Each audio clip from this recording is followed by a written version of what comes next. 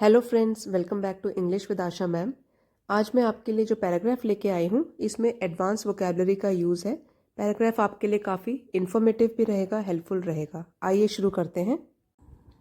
Education versus expectation. Education आप सबको पता है, शिक्षा वर्सेस मतलब तुलना हो रही है एक्सपेक्टेशन से। और एक्सपेक्टेशन क्या होता है? आशा या विश्वास, ठीक है, होप, कोई होप या बिलीफ। तो एजुकेशन और एक्सपेक्टेशंस के बीच की जो लड़ाई है वो इसमें बताई गई है।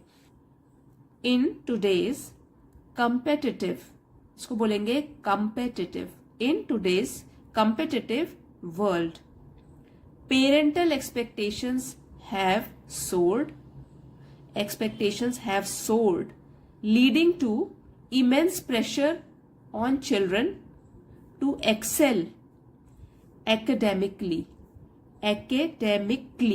ठीक है। तो अभी तोड़ तोड़ के सेंटेंस आपको समझ में आ ही जाएगा, एक एक वर्ड का मैं मीनिंग बताऊंगी, साथ में जो अंडरलाइन किए हुए हैं ये एडवांस वोकैबुलरी है, तो इसका पूरा डिटेल में इंग्लिश और हिंदी दोनों में आपको मीनिंग बताऊंगी। इन टूडेज कंपेटिटिव वर्ल्ड, आज की, टूडेज आज की, और कंपेटिटिव का मतलब होता है प्रतिस्पर्धा या मुकाबला, हर एक दूसरे से कंपीट कर रहा है ना, और वर्ल्ड हो गया दुनिया।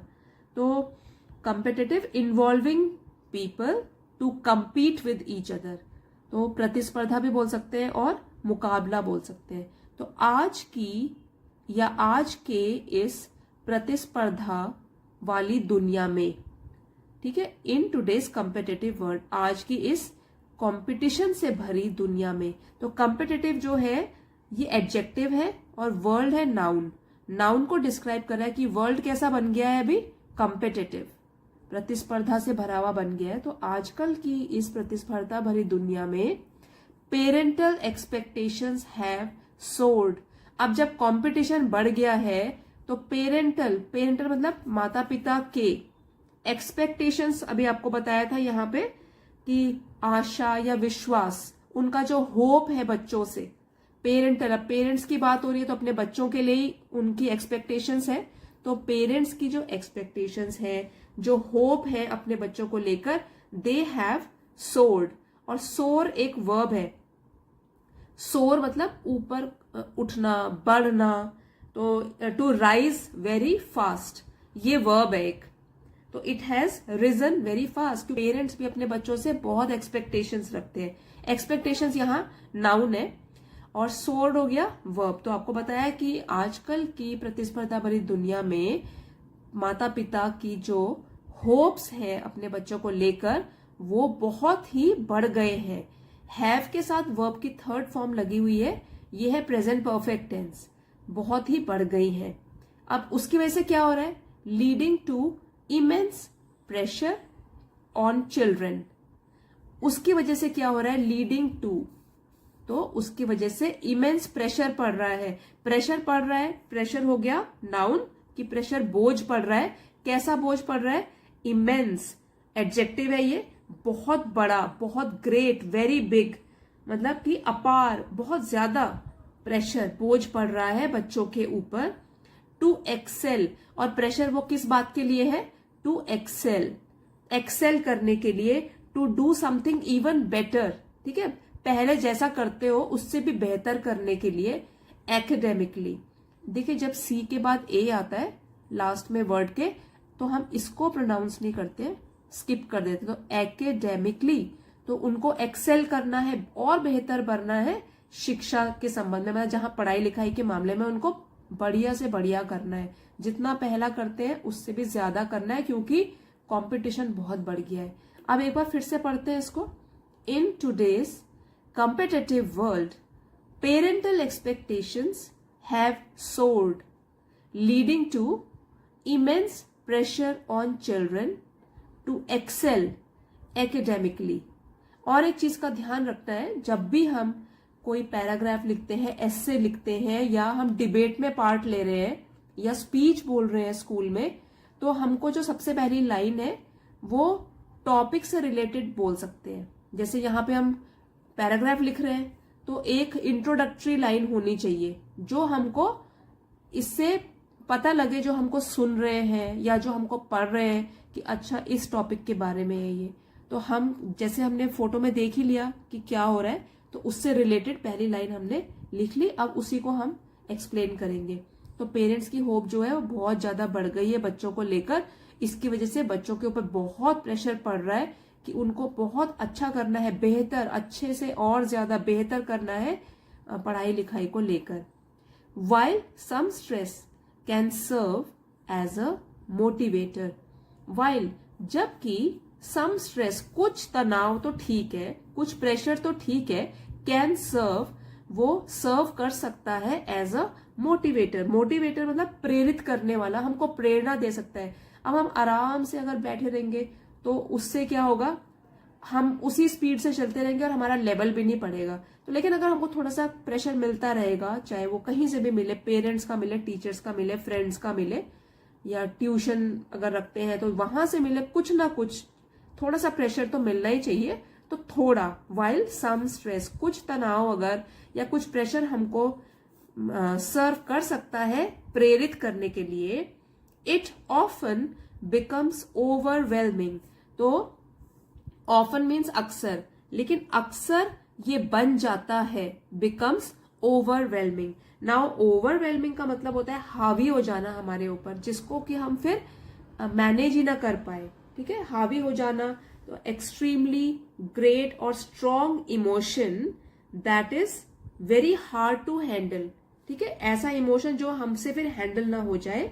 तो ओवरवेलमिंग जो है वो एडजेक्टिव है, जिसका मतलब है हावी हो जाना। तो feeling very strong emotion and in which we do not know how to react. तो हमारी ये मैनेज करने से बाहर हो जाएगा। तो बच्चे ही हैं वो लोग, अभी उनको इतना एक्सपीरियंस भी नहीं है, तो वो ओवरवेल्म्ड हो जाते हैं। It often becomes overwhelming. तो कई बार जो ज्यादा प्रेशर अगर पड़ जाए वो अक्सर बन जाता है, हावी हो जाता है हमारे ऊपर। पुशिंग चिल्ड्रन टूवर्ड्स बर्नआउट और डेवलपिंग इंफीरियोरिटी कॉम्प्लेक्सेस। एक एक वर्ड का बताऊंगी इसमें मीनिंग, आप देखिए। पुशिंग चिल्ड्रन टूवर्ड्स बर्नआउट, जो कि पुश करता है, धक्का देता है, बच्चों को धकेलता है टूवर्ड्स बर्नआउट। नाउ बर्नआउट जो है ये बोल सकते हैं कि जहां हमारा दिमाग और बॉडी जवाब दे दे, हम पूरे बर्न आउट हो जाए। जैसे बर्न से ही है कि हमारे, वैसे जैसे लिटरल मीनिंग तो है बर्न मतलब जलना, लेकिन यहां पे बर्न आउट का मीनिंग होगा फिजिकल और मेंटल कोलैप्स। ठीक है, जब हमारा दिमाग काम करना बंद कर दे और थकान महसूस हो, हम पूरे बर्न आउट फील करें, हमें कोई एनर्जी ही ना हो, तो ऐसा हो सकता है कि बच्चों को धकेले टूवर्ड्स बर्न आउट की तरफ, जहां पे हम फिजिकली और मेंटली पूरे कोलैप्स हो जाए, बस पूरे थक जाए, एग्जॉस्ट हो जाए। और डेवलपिंग इंफीरियोरिटी कॉम्प्लेक्सेस, और जब ऐसी हमारी हालत हो जाएगी तो हम क्या तैयारी कर पाएंगे, क्या पढ़ाई कर पाएंगे, उसकी वजह से डेवलप होगा, बढ़ेगा इंफीरियोरिटी कॉम्प्लेक्स। अब देखिए इंफीरियोरिटी कॉम्प्लेक्स, इसका मीनिंग होता है feeling that you are less important, ठीक है, लेस क्लेवर या लेस सक्सेसफुल देन अदर्स। जब हम अपने आप की तुलना दूसरे लोगों से करते हैं, अपने आप को कंपेयर करते हैं और सोचते हैं कि हम तो कुछ भी नहीं है इनके सामने, उसको बोलते हैं इंफीरियोरिटी कॉम्प्लेक्स। इसी का ऑपोजिट हो गया सुपीरियोरिटी कॉम्प्लेक्स। जो लोग ज्यादा ही अपने आप को सोचते हैं कि मुझे सबसे ज्यादा आता है, ओवर कॉन्फिडेंट भी बोलते हैं उनको, उसको कहते हैं सुपीरियोरिटी कॉम्प्लेक्स। उसका उल्टा हो गया इंफीरियोरिटी कॉम्प्लेक्स। तो इसकी वजह से क्या होगा, जब बच्चों पे इतना प्रेशर होगा, एक तो बर्नआउट हो जाएगा उनका, और उनमें फिर हीन भावना आ जाएगी कि मैं तो कम हूं दूसरों के मुकाबले हर चीज में। तो ये हो रहा है। अब इस लाइन को फिर से पढ़ेंगे। While some stress can serve as a motivator, it often becomes overwhelming, pushing children towards burnout और डेवलपिंग इंफीरियोरिटी कॉम्प्लेक्सेस। अब ये सिर्फ स्कूल के बच्चों के लिए नहीं है, जब तक आप किसी नौकरी में लगते हो तब तक कुछ ना कुछ मेहनत करते रहते हो तो अपनी फील्ड में, और बोझ बहुत ज्यादा होता है क्योंकि कंपटीशन इतना बढ़ गया है। तो जब तक आपको अपने पसंद की नौकरी मिल ना जाए तब तक क्या है, मेहनत करते रहना है, कंपटीशन की भावना रखनी है अपने में। तो उन सभी फील्ड में ये सब आप बोल सकते हो, लिख सकते हो, जहां भी अगर इससे रिलेटेड कोई भी टॉपिक आता है आपको बोलने के लिए। This pressure extends to demanding early morning study sessions. अभी कॉमा है, मतलब कि चल रहा है अभी आगे भी, पहले हम इतना करेंगे। दिस प्रेशर, अब ये जो बोझ पड़ जाता है, it extends mean to make longer, मतलब और बढ़ जाता है। कहां? To demanding early morning study sessions, कि हमको मतलब कि बढ़ जाता है इतना कि हमसे डिमांड करता है, मांग करता है कि हमको सुबह भी जल्दी उठना है और सुबह भी कुछ पढ़ाई करनी है। अर्ली मॉर्निंग स्टडी सेशन, कुछ ना कुछ पढ़ाई हमको सुबह उठ के अर्ली मॉर्निंग, क्योंकि उसके बाद हमको या तो स्कूल जाना है या कॉलेज जाना है, और अगर किसी ने कोचिंग रखी है तो कोचिंग में जाना है। अर्ली मॉर्निंग स्टडी सेशन की घर में भी हम पहले जल्दी उठे, पढ़ाई करें। उसके बाद क्या हो गया? School attendance. तो अगर स्कूल के बच्चा, ये क्योंकि ये जो बच्चा फोटो में है वो छोटा बच्चा लग रहा है स्कूल का, तो स्कूल अटेंडेंस, इसलिए स्कूल में उसको फिर रोज अटेंड भी करना है स्कूल, तो अटेंडेंस भी कंपलसरी हो गई उसकी। एंड लेट नाइट क्रैमिंग, और उसके बाद जब स्कूल से घर आएगा फिर पढ़ाई करेगा और रात तक क्या है? Late night cramming. Cramming means रटना, मतलब इतना study a lot within less time, कि टाइम की तो हमेशा कमी बनी रहती है, फिर भी जितना भी पढ़ लो लगता है कम है। ठीक है, तो इसलिए इस प्रेशर के कारण क्या क्या हो रहा है? This pressure extends to demanding early morning study sessions, school attendance and late night cramming. अब इस प्रेशर के कारण क्या क्या बढ़ता जा रहा है? डिमांड बढ़ती जा रही है बच्चों के ऊपर, मांग की वो सुबह भी उठे, पढ़ाई करें, स्कूल में भी जाएं, लेट नाइट में भी पढ़े, रट्टा मारते रहे। और जिनको अभी ज्यादा प्रेशर तो उन्हीं के ऊपर पड़ता है जो थोड़ा सा वीक होते हैं पढ़ने में, या टाइम पे अपना प्रोग्राम वाइज, अपने स्टडी शेड्यूल वाइज खत्म नहीं कर पाते पढ़ाई, तो उनके ऊपर और भी ज्यादा बोझ पड़ जाता है। वैसे तो सबके ही ऊपर बोझ है, ठीक है। तो लेट नाइट क्रैमिंग, रात को भी पढ़ाई करते रहते हैं और रटते रहते हैं जो भी उन्होंने पूरे दिन भर में पढ़ा है। फ्रेंड्स, मैं आपको ये वाला पूरा पीडीएफ वर्ड मीनिंग के साथ, क्योंकि आज मैंने साथ साथ नहीं लिखे हैं मीनिंग्स, मैं आपको बाद में प्रोवाइड कर दूंगी। एक तो वीडियो के एंड में आपको दिखा दूंगी पूरे के पूरे वर्ड मीनिंग्स, और साथ में जो पीडीएफ होगा वो मैं अपने टेलीग्राम चैनल पे पोस्ट कर दूंगी 2 डेज के बाद आज से, along with the PDF of paragraph, और साथ में ये वर्ड मीनिंग्स भी दे दूंगी। तो हम ये सारे के सारे जो अंडरलाइंड है वो करीब 25 न्यू वर्ड्स हैं। उसके अलावा भी जो मैं साथ साथ एक एक चीज बता रही हूँ उसमें भी आपको सीखने को मिलेगा।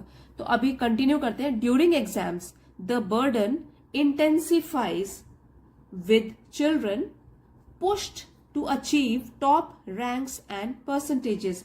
अब ये तो पहले जो हम अभी तक बात कर रहे थे वो रोज की प्रिपरेशन की बात हो रही कि रोज कितना पढ़ना पड़ता है बच्चों को ड्यूरिंग एग्जाम। अब जब परीक्षाएं नजदीक आ जाएं, एग्जाम्स नजदीक आ जाएं, ड्यूरिंग एग्जाम्स, एग्जाम्स के दौरान द बर्डन, जो बोझ होता है वो इंटेंसिफाइज। अब इंटेंसिफाई इसका मीनिंग होता है कि बढ़ जाना या टू बिकम स्ट्रोंगर। तो बर्डन क्या है? बोझ उसके बाद और भी बढ़ जाता है एग्जाम्स के time. With children pushed to achieve top ranks and percentages. अब क्यों बढ़ता है उस टाइम पे बर्डन? क्योंकि एग्जाम में अच्छा करना है, इसलिए जो बच्चे होते हैं उनको धकेला जाता है, पुश किया जाता है ताकि वो अचीव करें, वो लाएं रैंक्स, टॉप के पोजीशंस लाएं क्लास में भी, और परसेंटेज भी उनकी बहुत अच्छी आए, तो इसलिए उनको पुश किया जाता है। अब एग्जाम्स के टाइम में उनका बर्डन और भी बढ़ गया। अनफॉर्चुनेटली, देखिए फॉर्चुनेटली हो गया लकीली, मतलब किस्मत से, उसमें हमने एक प्रीफिक्स लगा दिया अन, तो उसका मीनिंग हो गया ऑपोजिट। और ये देखिए ये तो हो गया प्रीफिक्स, और ये ly हो गया सफिक्स। जो सफिक्स होता है वो वर्ड के बेस वर्ड के बाद में लगता है, और जो प्रीफिक्स होता है प्रीफिक्स मतलब पहले, वो बेस वर्ड से पहले लगता है। तो देखो यहाँ पे ये तो हो गया सफिक्स, ये हो गया प्रीफिक्स। प्रीफिक्स लगाने से वर्ड का मीनिंग बिल्कुल ऑपोजिट बन जाता है। तो फॉर्चुनेट मतलब किस्मत से, और अनफॉर्चुनेटली का मतलब हो गया दुर्भाग्य से या bad luck. Unfortunately many parents fail to understand their child's unique needs.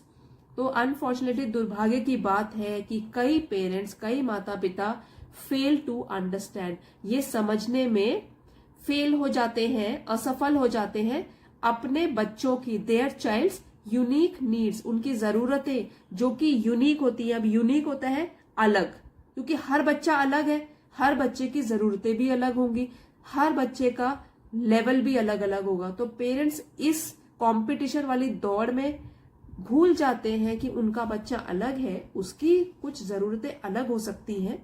तो क्या होता है, many parents fail to understand their child's unique needs. एक तो हो गई जरूरतें, फिर हो गया स्ट्रेंथ्स एंड वीकनेसेस। और हर एक बच्चे में कुछ ना कुछ अच्छी क्वालिटीज जरूर होती है, तो वो अपने बच्चे की स्ट्रेंथ भी भूल जाते हैं देखना, एंड वीकनेसेस, और कहाँ वो बच्चा वीक है, कहाँ लैक कर रहा है। तो ये सब चीजें क्या होता है, वो नजरअंदाज कर सकते हैं। हो सकता है ऐसा, अनफॉर्चुनेटली, दुर्भाग्य से, many parents fail to understand their child's unique needs, strengths and weaknesses. तो क्योंकि होते हैं उनके ऊपर भी ये बोझ है, और उनको ये देखना है कि बच्चा टाइम पे पास करे एग्जाम्स, टाइम पे उसकी तैयारी हो, टॉप रैंक लाए, अच्छा करे। तो ये सभी पेरेंट्स चाहते हैं अपने बच्चों के लिए, इसलिए वो अनफॉर्चुनेटली, दुर्भाग्यवश, कई बार अपने बच्चे को ही समझना भूल जाते हैं, कंपेयर करने लगते हैं दूसरे लोगों से, जबकि हर बच्चा अलग होता है। अभी तक हमने जो भी बात करी है वो पिक्चर से ही रिलेटेड है, क्योंकि जो भी हम बात कर रहे हैं उसका कनेक्शन है उस पिक्चर से। हम आउट ऑफ द वे जाके बात नहीं कर रहे हैं, ठीक है। अब कंटिन्यू करते हैं। Some even project their unfulfilled ambitions on to their children. Some, यहाँ पे पेरेंट्स की बात हो रही है, तो कंटिन्यू कर रहे हैं कि कुछ पेरेंट्स जो होते हैं वो तो यहां तक कि even project their unfulfilled ambitions. देखिए, फुलफिल, उसमें लग गया अन, प्रीफिक्स लग गया, तो फुलफिल मतलब पूरा करना, और अनफुलफिल्ड हो गया जो कि अधूरा रह गया हो। और एम्बिशंस का मतलब होता है महत्वाकांक्षा, जो भी उनके गोल्स रहे होंगे, जो भी उनकी आकांक्षाएं, होप्स रही होंगी। तो क्या करते हैं कई पेरेंट्स, तो यहां तक कि ऐसा करते हैं कि अपने जो उनके अधूरे सपने हैं, अपने अधूरी महत्वाकांक्षाएं रही होंगी कभी, उनको पुश करने लग जाते हैं अपने बच्चों के ऊपर, ऑन टू देयर चिल्ड्रन, अपने बच्चों के ऊपर। प्रोजेक्ट मीन्स धकेलने लग जाते हैं उन लोगों के ऊपर कि ये करना चाहिए, मैं क्योंकि ये बनना चाहता था तो अपने बच्चे को मैं ये बनाना चाहता हूँ, ये भी करने लग जाते हैं। देखते नहीं है कि बच्चे को इतना आता भी है या उस फील्ड पसंद भी है क्या उसको, उसमें कुछ काम करना। तो ये भी करते हैं कई पेरेंट्स। अब नेक्स्ट है कि each child is unique and should be nurtured accordingly. हर एक बच्चा जो होता है वो यूनिक होता है, ठीक है। यूनिक का मतलब हुआ अपनी तरीके का एक, one of its own kind, जो बिल्कुल अलग है। सब बच्चे अलग होते हैं, सारे ह्यूमन बींग्स ही अलग होते हैं, तो हर एक बच्चा भी अलग है। And should be nurtured accordingly, और उसका जो पालन पोषण, नर्चर मीन्स पालन पोषण, मतलब उसको जब बड़ा कर रहे हैं तो उसको बोलते हैं नर्चर, ठीक है। He should be nurtured accordingly, जैसे उसकी जरूरत है उसके हिसाब से उसका पालन पोषण करना चाहिए, अकॉर्डिंगली, उसके हिसाब से, क्योंकि हर बच्चा अलग है। Rather than forced into a pre determined mould, rather than, इसके बजाय कि उसको फोर्स किया जाए, उसके साथ जबरदस्ती की जाए, into a pre determined mould. अब प्री पहले, और डिटर्मिन मतलब पहले से ही तय किया हुआ, और मोल्ड का मतलब होता है सांचा। जैसे कि जब कैंडल बनाते हैं, ठीक है, तो कैंडल बनाते हैं तो उसका एक मोल्ड होता है, जैसे जो भी शेप देनी है उसमें वैक्स को पिघलाया और उस मोल्ड में डाल दिया, तो ये होता है मोल्ड मीन्स सांचा। तो पहले से ही पेरेंट्स ने एक अपने मन में पिक्चर बनाई हुई है, और क्या करते हैं वो बच्चों को उसी के हिसाब से फिर प्रिपेयर करने लग जाते हैं। प्री डिटर्मिन्ड मोल्ड की जो पहले से पिक्चर बनी हुई है, अपने बच्चों को तो पहले देख लेना चाहिए, और उसके हिसाब से उसका जो कैलिबर है और उसके जो भी लाइक्स डिसलाइक्स है उसके हिसाब से उसको पढ़ाई में बताना चाहिए कि ये सब्जेक्ट्स ठीक है आपके लिए, या इतना कैलिबर है तो इतनी पढ़ाई करो, ठीक है, each child is unique and should be nurtured accordingly rather than force into a pre determined mould. तो हर एक बच्चा यूनिक है, अलग है अपने तरीके का, ही शुड बी नर्चर, तो इसलिए उसका पालन पोषण भी उसके हिसाब से ही करना चाहिए, बजाय इसके कि उसको जबरदस्ती की जाए into a pre determined mould. तो प्री डिटर्मिन्ड मतलब पहले से डिसाइड किया हुआ है, मुझे तो ये बनाना है, या ये बच्चा, मेरा बच्चा तो यही करेगा। तो मोल्ड मतलब सांचा, तो किसी भी सांचे में जो पहले से डिसाइड किया उसमें ढालने के बदले उस बच्चे की कैपेबिलिटीज देखी जाए, उसके हिसाब से उसका फिर पालन पोषण किया जाए। It's crucial for parents to recognize that children need the freedom to grow according to their natural inclinations. It's crucial. It is. इसको अगर खोल के लिखेंगे तो है ये it is. तो ये है crucial है. Crucial means very important. बहुत जरूरी है पेरेंट्स के लिए, for पेरेंट्स के लिए to recognize, ये जानना that children need the freedom to grow, कि बच्चों को स्वतंत्रता चाहिए बढ़ने के लिए, आगे बढ़ने के लिए, ऊंचा उठने के लिए, according to their natural inclinations, मतलब अपने जो उनके नेचुरल प्राकृतिक रूप से जो झुकाव है किसी चीज की तरफ, जो लाइकिंग है उनकी, उसकी तरफ। ठीक है, तो it is crucial for parents to recognise that children need the freedom to grow according to their natural inclination, जहां उनका झुकाव है, जो चीज उनको ज्यादा पसंद है उसकी तरफ ही उनको बढ़ने दो। तो ये भी जरूरी है, बहुत इंपॉर्टेंट है पेरेंट्स के लिए ये समझना, जानना। While parental guidance is essential, imposing one's ambitions onto a child is detrimental to their well-being. तो while parental guidance, जबकि जो पेरेंट्स की गाइडेंस है, सलाह है, वो बहुत जरूरी तो है, उसकी भी इंपॉर्टेंस होती है, लेकिन ये चीज गलत है। Imposing one's ambitions on to a child, imposing means थोपना, ठीक है। वंस एम्बिशंस, अपनी जो महत्वाकांक्षाएं हैं उनको थोपना अपने बच्चों के ऊपर, डेट्रीमेंटल। डेट्रीमेंटल एक एडजेक्टिव है, इसका मतलब होता है हानिकारक है, डेट्रीमेंटल। तो ये हानिकारक है to their wellbeing. Their means बच्चों की वेलबींग, आगे बढ़ने के लिए ये जो है हानिकारक सिद्ध हो सकती है। यहां से पढ़ते हैं इसको। While parental guidance is essential, imposing one's ambitions onto a child is detrimental to their well-being। तो हानिकारक भी सिद्ध हो सकती है अगर हम थोपेंगे, या पेरेंट्स जो हैं अपनी जो इच्छाएं आकांक्षाएं हैं उनको अपने बच्चों के ऊपर थोपेंगे, तो वो गलत हो जाएगा, वो हानिकारक सिद्ध हो सकता है बच्चों के लिए। लेकिन हाँ, वो गाइड कर सकते हैं, वो तो बहुत जरूरी है, क्योंकि पेरेंट्स अपने बच्चों का भला ही चाहते हैं हमेशा। लेकिन वो फिर अगर इम्पोज मतलब नेगेटिव इफेक्ट होने लग जाए तो वो गलत है। अब जिनको भी स्क्रीनशॉट लेना है, यहाँ पे जो वर्ड मीनिंग्स हैं आप स्क्रीनशॉट ले सकते हैं। ये 22 वर्ड्स हैं पूरे, ठीक है। Overwhelming, burnout, inferiority complex. और वैसे अगर आपको पीडीएफ चाहिए वो आपको इंग्लिश विद आशा मैम इस टेलीग्राम चैनल पे मैं 2 डेज के बाद प्रोवाइड कर दूंगी। अगर आप चाहें तो वहां से रिवाइज कर सकते हैं, और चाहें तो ज्वाइन भी कर सकते हैं टेलीग्राम चैनल, ठीक है। Everyone is a genius, but if you जज a fish by its ability to climb a tree, it will live its whole life believing that it is stupid.